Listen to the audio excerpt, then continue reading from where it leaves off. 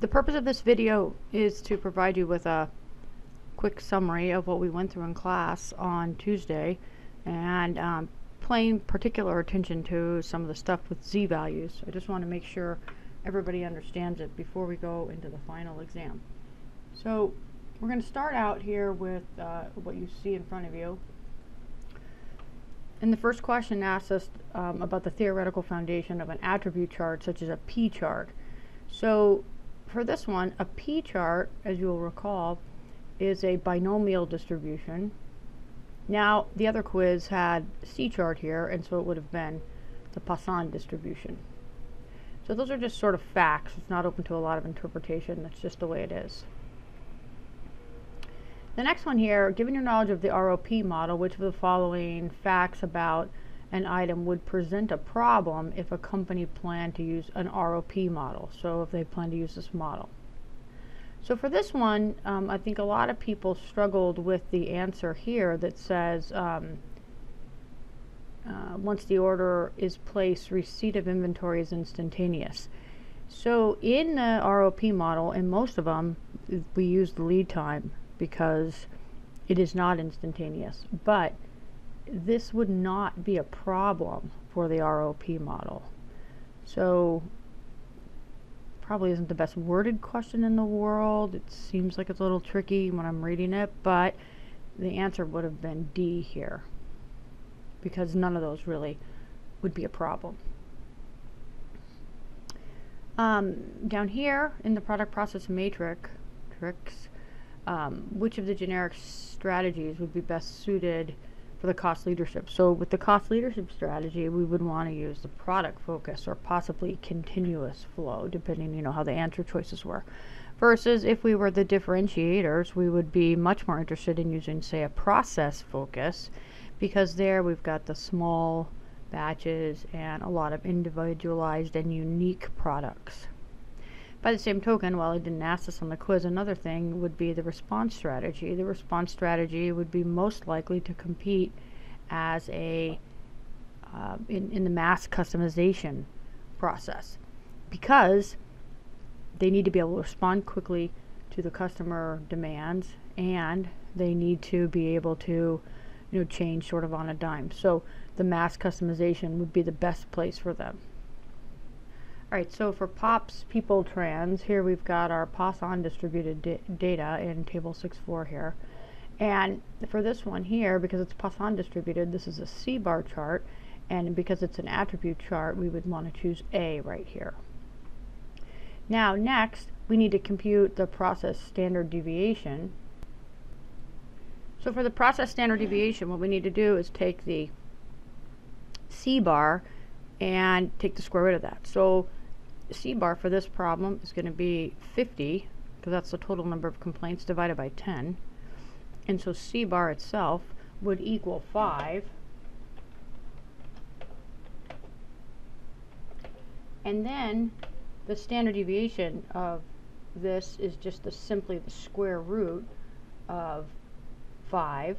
So we're just going to take the square root of 5, and that is going to give us about 2.23. So something like that. I can't write it out for you because I'm having some troubles with my iPad. Okay, and then here, this is what caused a lot of question here, was considering a critical range of 92%. So for 92%, we need to first divide 92% by 2. So we get this 0.460, and then we pull out our z-chart, and I have one here that's kind of the same way as what you see on the test. We've got down here the two-tailed, and up here the one-tailed, so we want to go to the two-tailed. We're going to look in the body of the chart for 0.460, so we come down until we find, here we go from 45 to 46, so we're going to go across the one that has 45, and this number right here is going to be the number we're going to choose. And the way we choose that is by going back over to here and seeing it's 1.7 and go up to 6. So it's going to be 1.76 that our z value is going to be. So we'll just go ahead and type that out. Z equals 1.76 So now Z equals 1.76, and then now we can use our C bar formula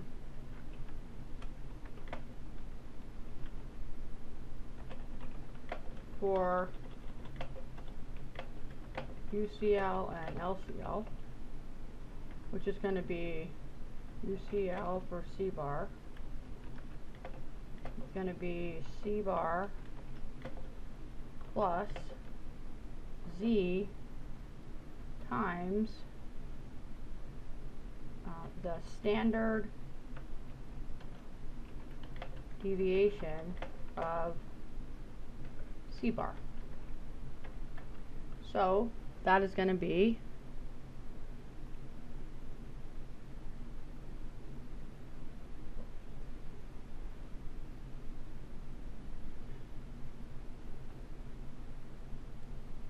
so for the C bar formula, we have this C bar plus Z times the standard deviation of C bar. So 5 plus 1.76, that's the Z value we looked up, times this is the standard deviation for that problem, and so then we get the upper control limit of 8.935. We would do the lower control limit the same way, except we would subtract this right there. Now the next thing, the other quiz had this set up as a P bar. So there I give you a sample size, and now in this one I did not, but I would have had the words in here about sample size. But I just to be clear, I wanted to show you that we would first compute P bar, so we take the total number of defects and we divide by the number of samples times the sample size, so we get this 0.05.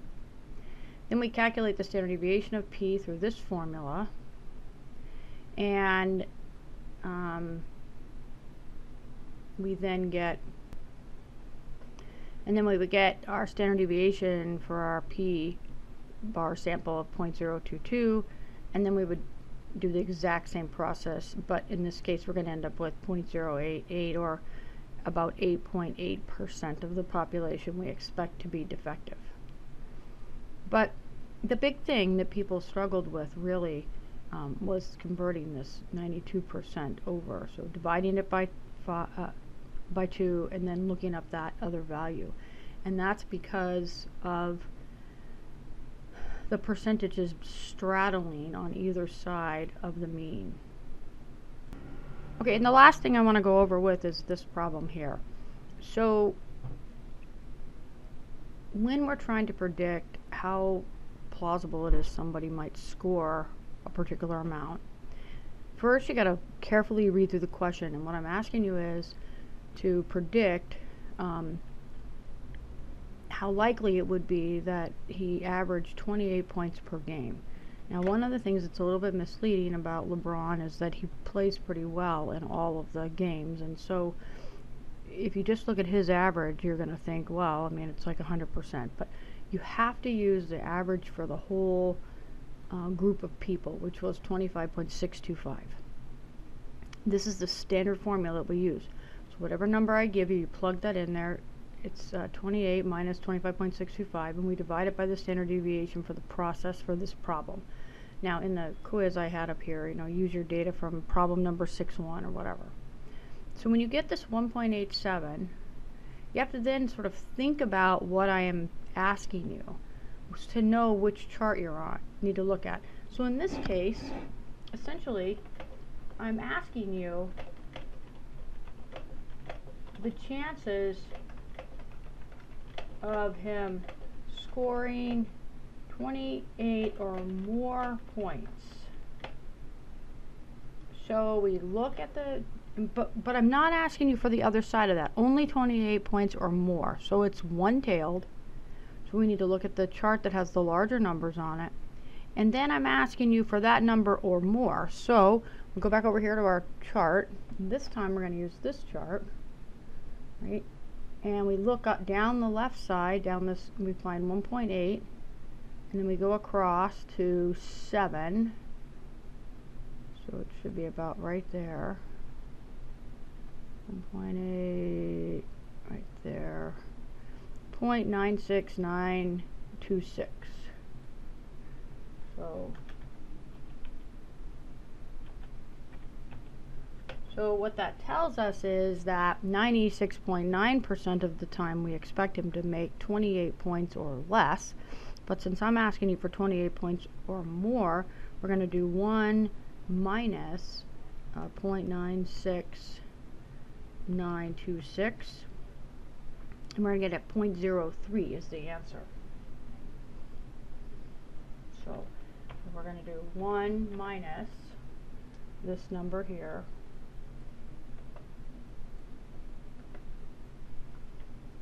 Well, actually, I didn't go all the way to there. I just went to there. And it's going to be 0.031. And we interpret that as about a 3% chance of him scoring 28 points or more. That's what that tells us. So these are the things that I felt were really difficult for you guys on the second test, and so I just want to make sure you got it. So I hope this is helpful, and I tried to keep it really short so you don't have to listen to too much. So that's it. And please note that I've posted the modified take-home exam for the final, and indeed there is one new problem, just like I promised you, at the end. But otherwise all the rest of them are the same. You don't have to redo it. I think it's a good idea to redo it, but you don't have to, but you do need to do that additional problem or you won't know the answers to those questions. Okay, enjoy your main day. Talk to you soon.